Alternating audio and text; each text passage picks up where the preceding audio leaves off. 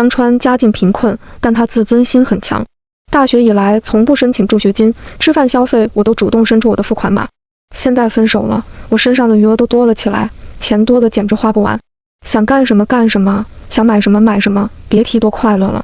买手办，买汉服，买明星周边，再也没有人干涉我说我乱花钱。想吃大餐吃大餐，想出去旅游出去旅游，再也没有人阴阳怪气的说我奢侈。但我没想到，刚出宿舍没多久就碰到了江川。他穿着一身洗得发白的黑 T， 牛仔裤褪色褪得不能再褪，蓬头垢面，眼睛凹陷，消瘦落魄的，简直不像我记忆中的那个人。他多骄傲的一个人啊！这是失去爱情，痛不欲生。静静，失去你我痛不欲生，我才发现心里刻满了你，我真的承受不住失去你的痛苦。我们复合好不好？江川一改以前娇矜的姿态，温柔脆弱的像只小狗。既然你送上门来，别怪我教你重新做人。好啊，我眨了眨眼。如果不是已经知道他在闲鱼挂卖我所送的礼物，而所得来的钱养我的室友，恐怕我就得被他这炉火纯青的演技给骗了。江川一愣，又恢复以前骄矜自持的模样。我这模样让你见笑了，站在我家美女宝宝面前真是自惭形秽啊！不如我们出去逛街买身衣服，顺便再带我家宝宝看个电影作为补偿。要是在之前，可能我就傻乎乎答应了，但现在我是绝不可能再做活的 ATM 机了。今天我不大想逛街爷，我不是给你买了很多衣服吗？就范思哲那套，你穿着就很帅，这离你寝室很近，快点回去换上吧。还有把胡子刮了，你知道的，我不喜欢穷困潦倒的男孩子，很倒胃口。快去快去！我笑得一脸天真烂漫，江川脸色肉眼可见的黑了下去。江川没有回寝室换衣服，凭他3位数的生活费，要是没有我的接济，早就吃垃圾了。分手这2个月，大约是把能卖的都卖了。他一路奉承着我往食堂走，迎面过来的是我的校董爸爸。为了维护江川的自尊，我从未对他说过我的家庭，他也一直以为我家也仅仅是小资。要在以前，我早就眼尖避开了，而现在我一脸开心地迎上去，爸爸。李静，你脑子瓦特了，这是校董，怎么可能是你爸爸？快点给校董道歉！江川吓得一把扯过我，劈头盖脸就是一顿训斥。爸爸皱了皱眉，不喜地看了一眼江川，向我问道：午饭吃了吗？还没呢，我正好要出去吃饭，一起吧。好，我转过头无视江川的震惊，笑眯眯道：江川，我就不陪你去食堂了，我跟我老爸出去吃。他一改之前骄矜姿态，亲昵地拉着我的手哄道：宝宝，就不能带我一起吗？我们在一起3年都不告诉我你爸是校董，我生气了。我挑了挑眉，在老爸颔首下带着江川去了校外。听静静说你在准备考研，怎么样？有把握吗？爸爸给我夹了一筷子菜，撇过头看着江川问道。在准备 A 大的研究生，如果能考上，也是想给静静一个美好的未来。听说学校有保研名额，要是有那个机会就更好了。江川努力咽下口中的菜，说着含情脉脉地看着我。闻言，我挑了挑眉，跟我口口声声说要平等公正的人，也在暗示想要一个保研名额，原来只是哄着我要求男女平等。一旦能伸出手就拿到自己拿不到的东西，那张娇矜的脸皮也不要了。江川这么努力，何愁考上 A 大的研究生？爸爸，你别小看了他，说到底我也是商业大咖李清风的女儿。我这么一说，我爸就懂了。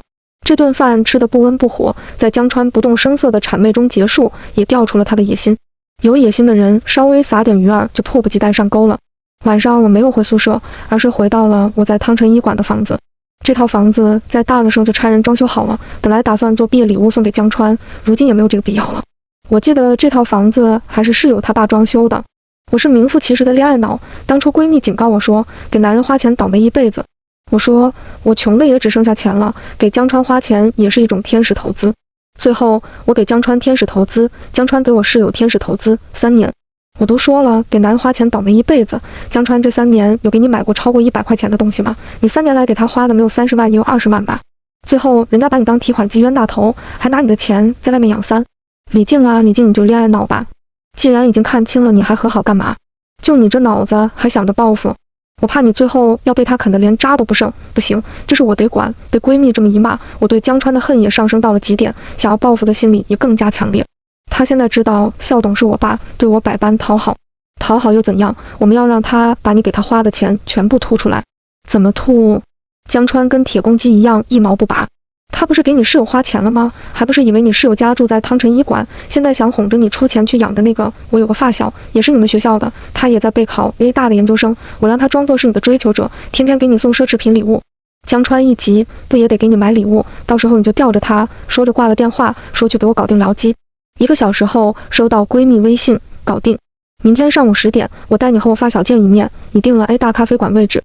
A 大咖啡馆装修风格时尚典雅，一杯咖啡顶得上校门口10杯奶茶价格。江川从来不带我来这里，一进门就看见闺蜜向我招手。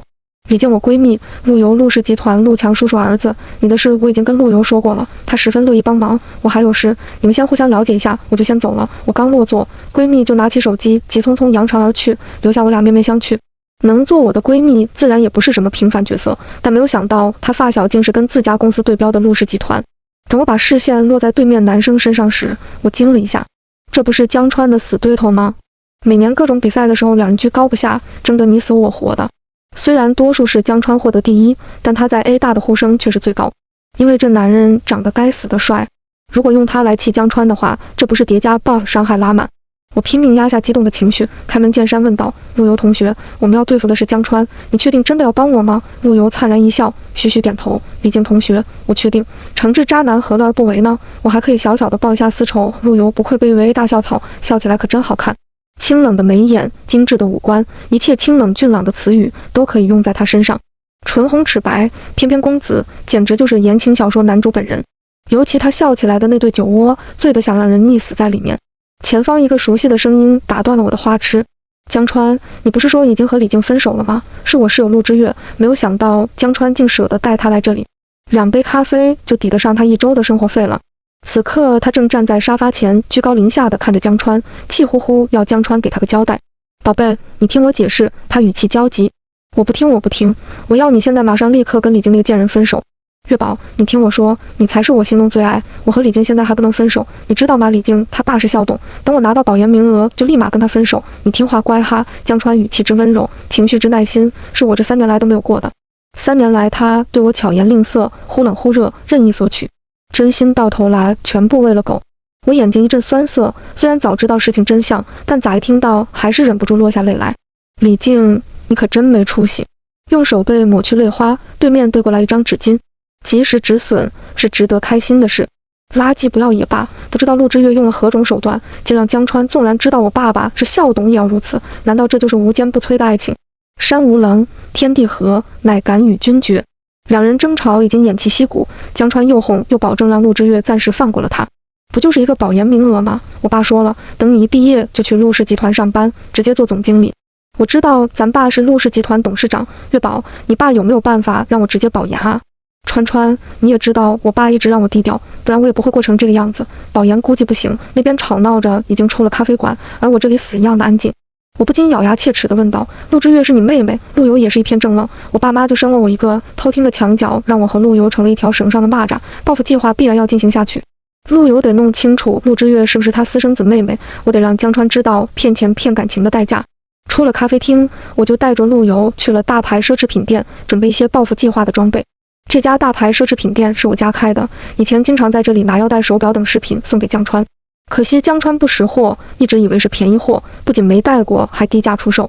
我一进门，经理就立刻迎了上来，对我颔首喊小姐，并奉上了精致的茶点，给我身边这位帅哥推荐些腰带、手表等饰品，直接走我的账，让人家帮我这么个大忙，总不能太过小气。谁料陆游竟直接递过去一张银行卡，再来几款女士包包，要最新款的，刷我的卡。陆游，没事。怎么能让美女花钱？这店我开的，你喜欢什么都可以尽管拿。闻言，陆游挑了挑眉，收起银行卡，对我竖了大拇指。随后，我们就畅谈起了各自的商业版图。我承包了各大广场的大牌奢侈品买手店，他开拓了各大广场的火锅店。我们又对各自的发展方向进行了一番讨论。没有看出来他一副清风霁月的模样，竟和我一样对商业很热衷。我们俩正在贵宾区等打包，就听到江川的声音。这牌子没听过，应该很小众，价格不贵，我们进去看看。好家伙，竟然说我的店牌子小众，国际奢侈品牌竟然被说小众，价格吓不死你。此刻江川正站在一款女士包包面前，瞪大眼睛死死盯着标价牌，脸色绿得像吃了屎一样。我靠，这么贵！江川，你真的要给陆之月买这么贵的包？你别忘了李静他爸才是校董，你现在应该讨好的是李静。江川他室友盯着标价牌，眼睛都直了。江川伸出手摸了摸包包，一脸心疼。难道我不知道吗？但陆之月现在跟我闹别扭，他爸爸是陆氏集团董事长，等我娶了他，陆氏集团就是我的。李静他爸不过是个校董，看了眼陆游，看见他正做口型说陆氏集团是我的，我不禁笑出声。幼稚，那边又传来，江川，这牌子不是李静经常送你的那个吗？怎么会？江川，你发了呀，李靖送你那么多，你都没有用过，还是全新的，你挂闲鱼90%卖出去，至少也是20万。江川并未答话，他室友一直追问，江川，你卖了没有啊？你说啊，多少啊？他咬牙切齿，声音还带着一阵颤抖，2000。这牌子标价最低也是2万，你2000就卖出了。江川脸都青了，我以为是什么不知名的牌子，不值钱。我和陆游听着相视而笑。我想起来，江川闲鱼下面评论区一水的夸卖家大气，卖家做慈善啊。此时我们的东西也打包好，我和陆游拎着各种精致的袋子从江川他们身边路过。俊男美女，衣着考究，跟这2个穷酸土包子成鲜明对比，很难不引人注目。李靖，你怎么在这里？江川室友看见我们。江川顺着他室友的视线看过来，目光落在陆游身上，瞳孔一阵缩紧。真是仇人见面，分外眼红。陆游，静静，你怎么跟他在一起？我大脑飞速运转，想用什么借口搪塞过去。身边陆游清冷的声音响起：“李靖同学帮了我个大忙，所以我请他吃个饭，顺便买点礼物。”闻言，江川脸色巨变，急切问道：“是保研吗？”“不是。”江川松了一口气，看着我皱眉说道：“静静，你是我女朋友，怎么能随便跟别的男人吃饭？假如人家另有所图呢？”“是啊，是啊，李靖，这就是你不对了。江川对你这么好，保研名额的事情你也不帮他，还跟别的男人吃饭，你这是胳膊肘朝外拐啊！你这样亲疏不分的女孩子，要是我早不要了，也就江川容忍你。”“静静，小华说话重了点，但不是没有道理。你这样太让我失望了。你过来我身边，我送你回寝室。”“哎，江川多好的男朋友啊！李靖，我也是为你们好啊，说话重了点，别生气啊。”“静静，还不快过来！”看着他们一唱一和，我都快气笑了。陆游走上前，挡住江川看我的凌厉视线，咧嘴一笑，满是嘲讽：“你们也知道，李靖他爸是校董，我们社团找他帮了点忙，又委托我感谢他，又不是什么大事。你们这一唱一和的，说的好像李靖同学做了什么十恶不赦的错事一样。江川同学，你确定你是李靖同学男朋友吗？好像不怎么配呀。李靖同学人美心善，我也很想追求他呢。”他挑了挑眉，清冷的眉眼潋滟生光，嘴角勾起浅浅的笑意，一瞬间竟有点晃眼。江川脸色骤然巨变，看着我的目光都温和了许多。“静静，刚刚我和小华说话重了点，对不起，我太在乎你了，怕你被某些人利用。”“那位同学，你还没有道歉呢，像你这样道歉都要别人帮忙的人，谁能容忍你啊？”陆游轻描淡写地瞥了眼江川，然后目光锐利直视小华。“你，哼，李靖，对不起。”小华不服，但被江川目光逼得道了歉。他们社团找我帮了点不大不小的忙，又非得感谢我，现在我们也要回去了。江川，你们继续逛吧，实在是不想看见这2个恶心东西。我和李靖同学还有事，先走了。”陆游甩了甩一手的奢侈品袋子，在江川他们错愕的目光中离开。他们的眼神死死地盯着袋子，羡慕嫉妒恨，真有点迫不及待想看到江川被报复后又知道了的嘴脸了呢。大保研名单确定如火如荼，就在这月底公布。江川为这事对我鞍前马后，无微不至，几次试探却未真切开口，被我3言2语又给周旋了过去。我知道他是拉不下他清高交金的面皮，毕竟在我面前他一向是一副高风亮节的模样。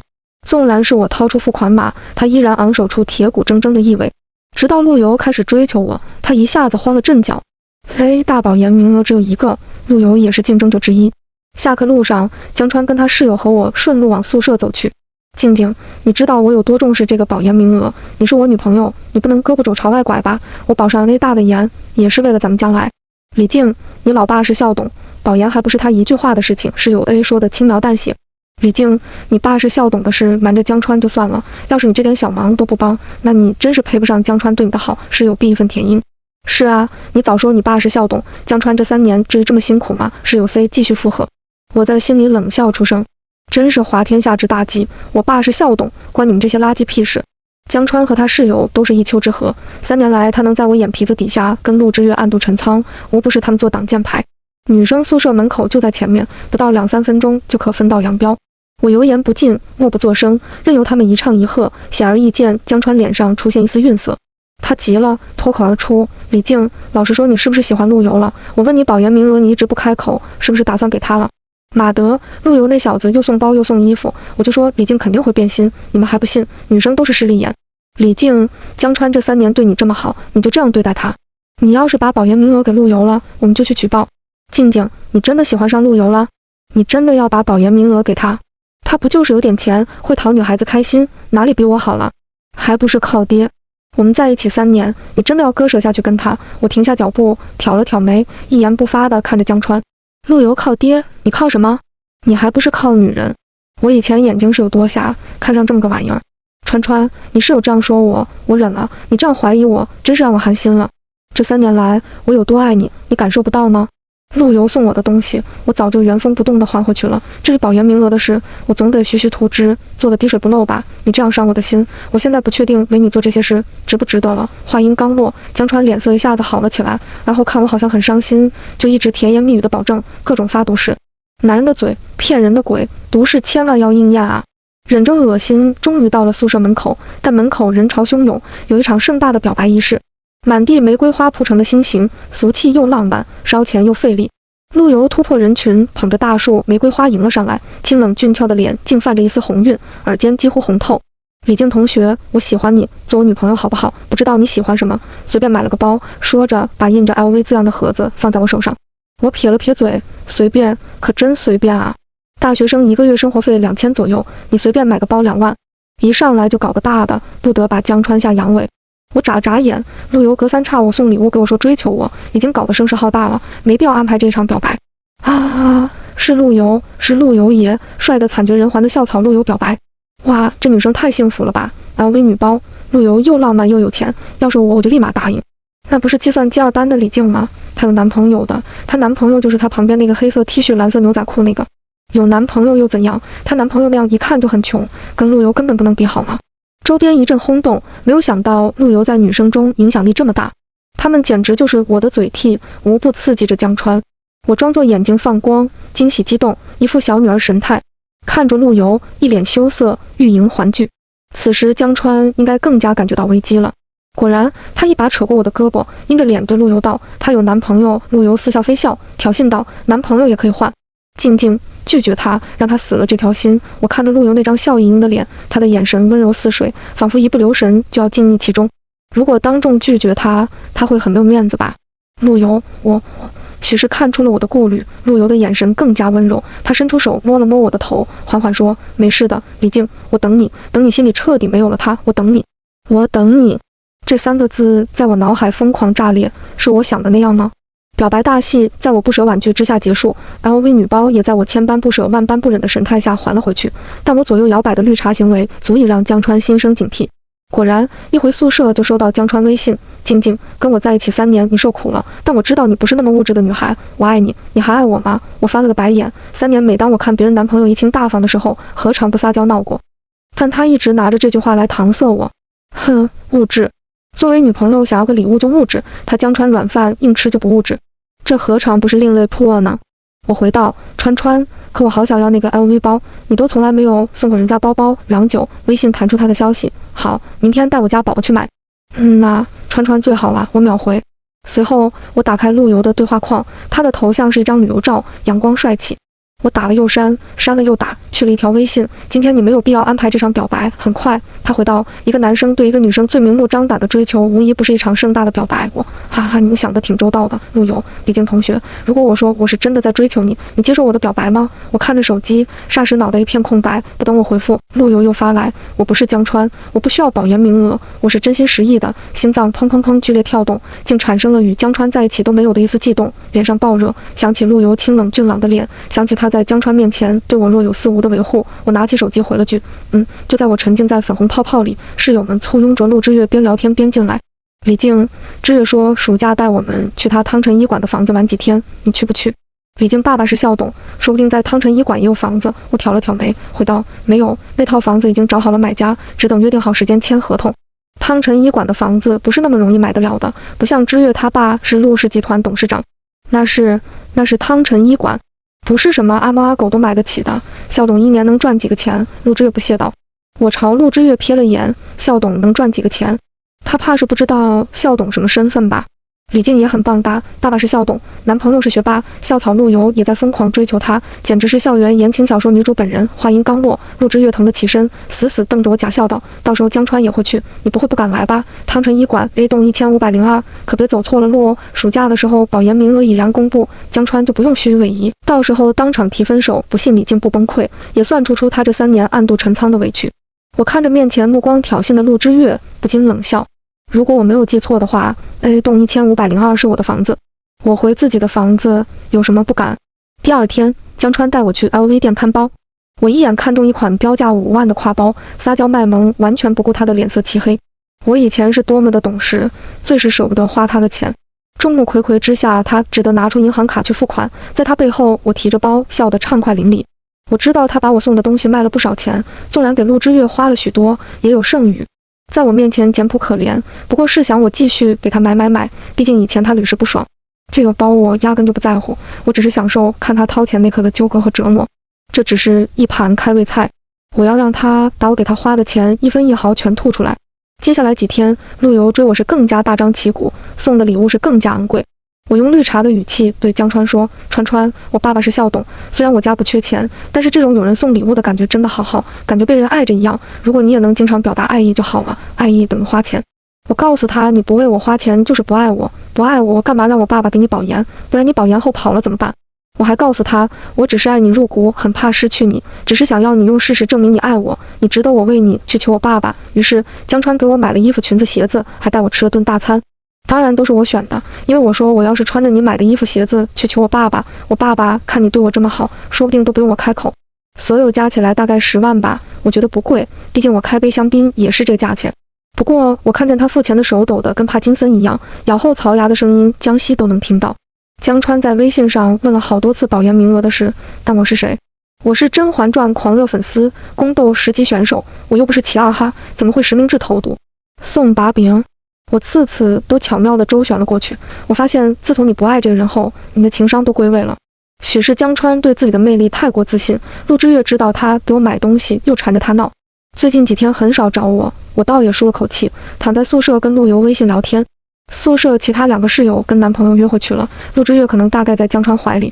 我独享这一方静谧的空间，不料砰的一声，陆之月甩门进来。李静，你别得意，赶紧把江川最近给你花的钱给我吐出来。他一把扯开我半张的床帘，死死地瞪着我。我男朋友心甘情愿给我花的，凭什么给你吐？我好以整暇地看着他，嘴角勾起的嘲讽足以让他生怒。不凭什么，李静，我怎么没有看出来你这么不要脸啊？哄骗着江川一下子为你花10几万，那是10几万啊！江川家境不好，你怎么忍心？今天你必须给我吐出来！我的东西拿多了，就当成了自己的了是吗？那你把这3年江川给你花的吐出来啊！你不会不知道那些都是江川拿我的钱买的吧？我轻嗤出声，意料之内看到他变了脸色。你知道他不可置信，而后仰起头得意地说：“那又怎样？那是江川心甘情愿给我花的，是你蠢，江川根本没有把你放在心上，不过是利用你保研罢了。”江川说：“你木讷懦弱，跟他根本没有共同语言，而我跟他兴趣相投，早就应该在一起。江川根本就不喜欢你，是你舔着脸跟他在一起。”哦，知3当3，还很光荣是吧？你说的那些有什么用？你有证据吗？谁知道？我劝你赶紧把钱还回来，不然我就在学校论坛发帖子控诉你拜金女骗人钱财。陆之月一脸得意地威胁道。手机里传来一句：“我们知道。”哦，正跟陆游打电话，陆之月突然闯进来，忘了挂断，并还不小心开启了录音功能。恰好陆游室友都在，又恰好陆游开了免提，这下大家都知道了，真尴尬呀！保研名额公布前一天 ，A 大论坛上一段录音火了，标题是“保研风波”。凤凰男软饭硬吃，心机女知3当3，渣男贱女天生一对。而且评论区一个匿名号还将录音翻译出字幕挂在首屏，江川、陆之月2个名字加大加粗标红特别显眼。评论区彻底炸开了锅。天哪，学霸江川竟然是软饭男，还这么不要脸！这女的知3当3，还说得这么理直气壮，真是活久见。凤凰台上凤凰男，学霸竟是软饭男，这女的不知道什么本事，竟能让江川连校董女儿都敢得罪。江川这下是保研无望喽！这种低劣品行的人，哪个学校敢要？让他火，让他火！兄弟们，我发微博、抖音了，来给我撑下热度，让个大名校都来看看学霸的本事，看看敢不敢收。哦，求一双没有听过录音的耳朵，这女的理直气壮的样子，真是刷新了我的3观。一夜之间，江川、陆之月风头无两，几乎是人人眼神讥讽，指指点点。据说江川气得甩了陆之月一巴掌，两人大吵了一架。事后陆之月保证说让他进陆氏集团当总经理，两人又和好如初了。而我的电话几乎被江川打爆，所幸我换了电话卡，微信也拉黑删除一条龙服务。宿舍行李一收，住回家里，远离了是非之地。保研名额自然而然落在了陆游头上，他实至名归。他抱怨说直接保研一点挑战性都没有，浪费了一身斗志无处施展，那贱样气得我一脚踹了过去。暑假如期而至，在陆游的软磨硬泡之下，他从追求者正式转正成男朋友。闺蜜知道后连说：磕到了，磕到了，我们两家门当户对，他爸和我爸是商业合作伙伴，他妈和我妈经常在同一家美容院碰见，一来二去也成了美容交。我爸妈对他很满意，一个劲的夸，对他比对我还好，一直说我高攀了。这天两家照例聚个餐，我接到汤臣医馆装修师傅的电话，问我在不在，房子装修2年，需要上门检修。我顺势对装修师傅回：出去旅游了，我给物业打个招呼，你直接上门检修吧。当晚，陆游收到陆之月 party 邀请通知，为啥没有邀请我？大概是两人怕见到我羞愤欲死吧。汤臣医馆 A 栋1502，身为房主，如果需要邀请函才能进去，我才是真的要羞愤欲死呢。输入密码，一推开门，映入眼帘的是这一幕。陆之月穿着一身漂亮性感的露肩晚礼服，那还是去年我在生日宴会所穿的礼服，是老爸专门请知名设计师为我私人定制的，全世界只此一件，用料极其考究，价格昂贵，从楼梯缓缓而下。他穿了，我是不可能再要了。300万呢？他可真是把自己当这的主人了，拿得这样顺手。谢谢大家来祝福我和月月，今天我就要向我爱了3年、疼了3年的女孩求婚。江川穿着一身西装出现在楼梯下，伸手缓缓将陆之月牵下来。树要没皮必死无疑，人要没脸天下无敌。听这台词，不知道的还以为是多么美好的爱情呢。这谁不知道，这俩是阴沟里老鼠一样的偷情。江川单膝跪下，捧起一束玫瑰，双目凝视，虔诚问道：月月，你愿意嫁给我吗？陆之月莞尔一笑，笑中带泪，激动得连连点头。我愿意。话音刚落，江川室友放起礼花弹，撒起玫瑰，欢呼起来，其他人也是礼貌鼓掌。我和陆游站在角落里，静静地看着眼前的一切。地上一片狼藉，冰箱里的水果甜点随意取用，香槟红酒开的到处都是。最要命的是那套真皮沙发，上面染了一块红酒字，200万啊！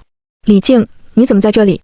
你竟然有胆出现！陆之月眼尖发现了我，提起裙子做事就要打我。陆游立马上前挡在我前面，一脸警惕地看着他。这是我家，怎么不可以在这？倒是你们怎么在这？我挑了挑眉，一脸嬉笑。怎么可能？陆之月说这是他的房子，其他人神色各异，一脸不可置信。静静，这真是你的房子？江川连忙询问，他知道我是不会撒谎的。我瞥了他一眼，懒得搭理他。呵，抢我男朋友，连我的房子也要抢去吗？这不是我家，我怎么进来的？我牵着陆游的手径直走到沙发上坐下，一脸嘲讽地说道。我继续道，我已经报警了，你们非法侵占他人房屋，还损坏物件。陆之月，你身上那件晚礼服是在楼上衣帽间拿的吧？你穿我可不要的，要300万呢。还有你们开的那些香槟红酒都是珍藏品，还有这沙发染红酒渍了，要200万呢。回头我会找人整理好发票清单给你。又道，堂堂陆氏集团大小姐，不会这点钱都赔不起吧？哦，我忘了告诉你，陆游才是陆氏集团董事长儿子，可是他没有妹妹啊。你又从是哪个犄角旮旯出来的？一瞬间，整个房间安静的可怕。陆之月看着一身狼藉，整个人呆住了。江川首先反应过来，他上去就给陆之月一巴掌。贱人，你不是陆氏集团董事长的女儿，你骗我！陆之月被这一巴掌打得晕头转向，他捂着脸不可置信地看着江川，你又打我！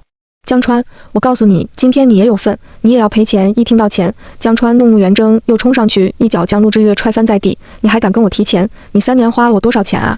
要不是你骗我，我能和李晶闹到现在这个地步吗？都是你这个贱人毁了我的人生，毁了我的保研。然后他回过神来，立马转过头来看着我。静静，我知道错了，原谅我好不好？我发誓我以后再也不这样了，我以后会加倍补偿你，回到我身边，我们重新开始好不好？我不禁笑出声来，重新开始。我是要重新开始，但绝对不是和他。江川，你觉得可能吗？在你眼里，我李静就这么蠢，会一而再，再而三被你骗？我没有骗你，我这次是真的，都是这个女人她勾引我，都是她勾引我。她希冀的眼光一瞬不瞬地盯着我，开口恳求道：真的不可能了吗？我笑着摇了摇头，人是不可能在同一个坑里跌倒2次的。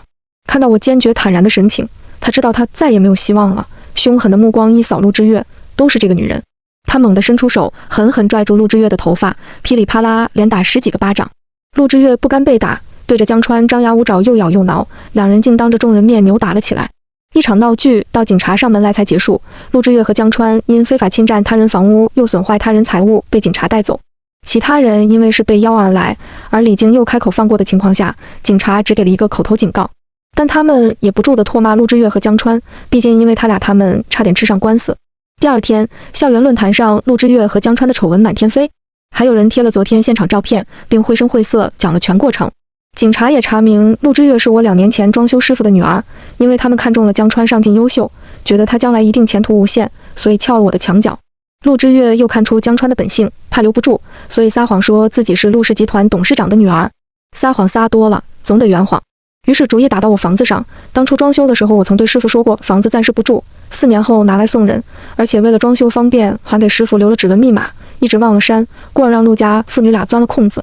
但陆之月万万没想到那会是我的房子。所以说，有些事情它不一定是因缘际会，那就是上天有眼。江川和陆之月因2次丑闻风波，又涉及刑事案件，被 A 大开除。陆之月入室偷穿偷拿，涉及金额庞大，算刑事案件。